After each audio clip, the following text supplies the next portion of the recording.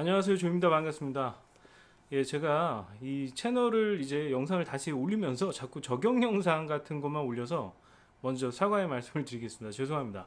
예, 그리고 제가 예전에 올렸던 영상 중에 독서 책 읽는 걸로 자위하지 마라 뭐 이런 얘기를 했던 적이 있는데 그런 얘기를 한 만큼 저는 책을 좋아하지만 그렇게 많이 읽지는 않아요. 근데 책을 많이 사긴 합니다. 왜냐면 제가 필요할 때 찾아보려고 책은 많이 사요. 한 달에 한 20만 원어치 이상은 사는 것 같아요. 그게 뭐 잡지가 됐든 뭐 이런 책이 됐든 간에. 근데 오늘은 제가 이 책을 소개시켜 드리려고 합니다. 물론 내 돈 내산입니다. 예, 제 돈 주고 제가 샀고요. 바로 돈의 속성이라는 책이고요. 제가 이 김승호 회장님의 영상을 보고 그거를 제 나름대로 소화해서 이제 돈의 속성이라는 거에 대해서, 그리고 돈을 버는 능력, 돈을 지키는 능력, 뭐 돈을 불리는 능력, 뭐 이런 여러 가지 능력들은 다 다른 능력이다라는 김성호 회장님의 메시지를 한번 전했던 적이 있어요. 예, 근데 이분이 감사하게도 책을 써주셨더라고요. 그래서 다음날 사가지고 바로 그 다음날 다 읽었습니다.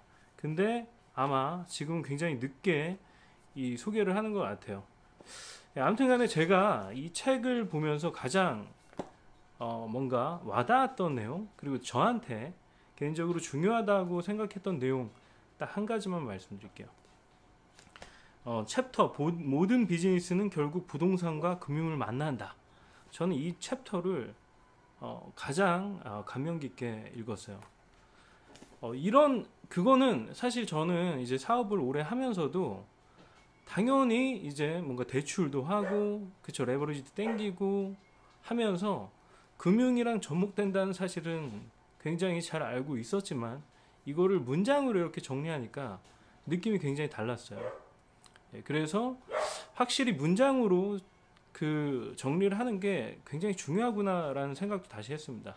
그래서 이분이 얘기하는 거는 그 현재 임대료를 내고 있는 사람들은 건물주가 될 수 있는 가장 현재 건물주보다 더 큰 자격이 있다라는 얘기를 하시는데, 그거는 이미 그 건물주들도 그 자기가 거기서 임대비보다 더 높은 소득을 올릴 수가 없기 때문에 임차인 여러분 같이 사업하는 사람들을 임차인으로 들여서 그 월세를 받아서 생활을 한다라는 얘기를 하시면서 그런 얘기를 했어요.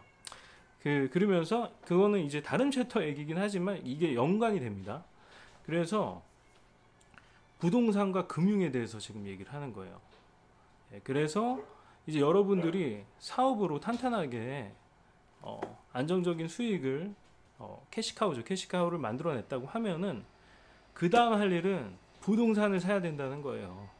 저도 여러 번 부동산을 살 수 있는 기회가 있었는데 그 기회를 굉장히 많이 놓쳤었어요. 저는 제가 항상 평생 그렇게 돈을 많이 벌 수 있을 줄 알았거든요. 근데 그렇지는 않더라고요. 그래서 이 책에서 그런 챕터도 있습니다. 이게 자꾸 챕터가 넓어지는데 출구 전략을 세워라라는 얘기도 있어요. 평생 할 수 있을 것 같겠지만 평생 할 수 있는 거는 거의 없다. 없다. 예. 어떤 대부분의 사업들은 향후 앞으로 1, 2년을 알 수가 없다. 그래서 팔 수 있을 때는 팔아야 된다라는 거죠. 근데 팔 수 있을 때라는 거는 굉장히 잘 되고 있을 때 팔아야 된다는 거예요. 저도 제 사업체를 한 6억 정도에, 크진 않죠. 6억 정도에 팔 수 있는 기회가 있었어요. 근데 팔지 않았죠. 제 사이트를 3000톤닷컴이라는 사이트였습니다. 그걸 한 6억에 사겠다는 기업이 있었는데 팔지 않았었어요. 조금 후회합니다.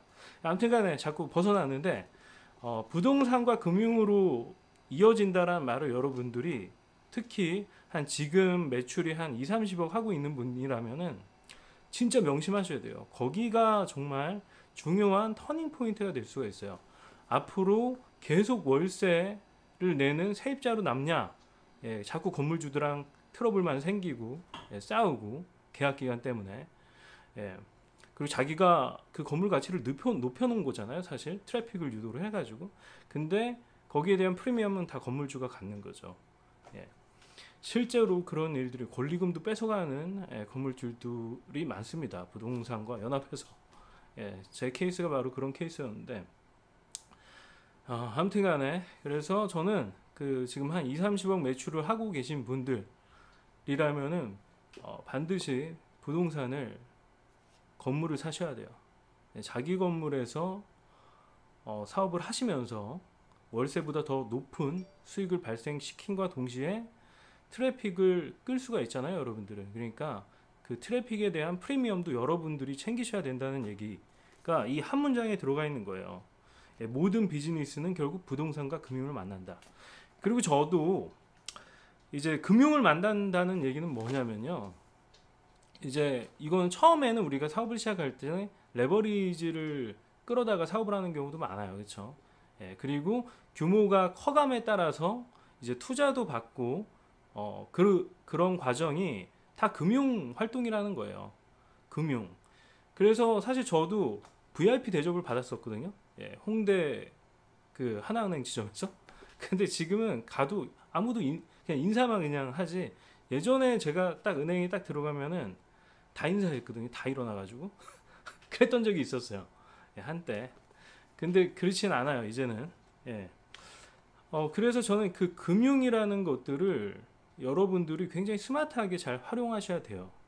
그래서 부동산을 살 때도 당연히 최대한 끌어가지고 저금리로 여러 가지 것들을 다 알아봐가지고 레버리지를 활용해서, 레버리지 없이 현찰로 부동산을 사는 건 불가능해요. 그렇죠? 아무리 사업을 한 2, 30억, 한 100억대 매출이 나와도 현찰 주고 한 4, 50억 뭐 한 그 정도 되는 금액의 건물을 살 수는 없어요. 그렇죠? 아무튼 간에 결국에는 또 여러분들의 사업이 이제 처음에는 뭐 개별 투자를 받겠지만 나중에 가서는 이제 상장을 하게 됩니다. 그렇죠?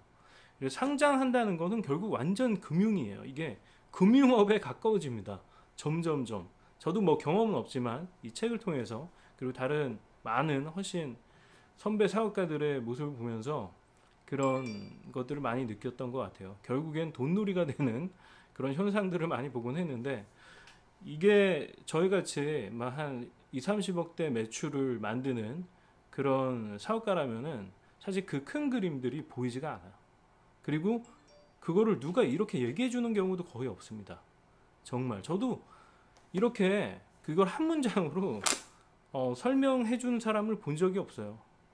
그리고 대부분 그 정도 수준에서는 그거보다 한 100억, 1000억대 사업가를 만날 수가 없고, 그런 사람들조차 이런 현실적인 다 잊어버렸거든요. 자기 어려웠을 때 처음부터 시작했던 조단위 사업가를 만나도 이런 얘기를 들을 수가 없어요. 근데 이분은 완전히 망해도 보고 완전 밑바닥부터 시작을 해서 일군 사업가시기 때문에, 그리고 그거를 굉장히 잘 솔직하게 정리를 해서 전달을 해주고 있어요.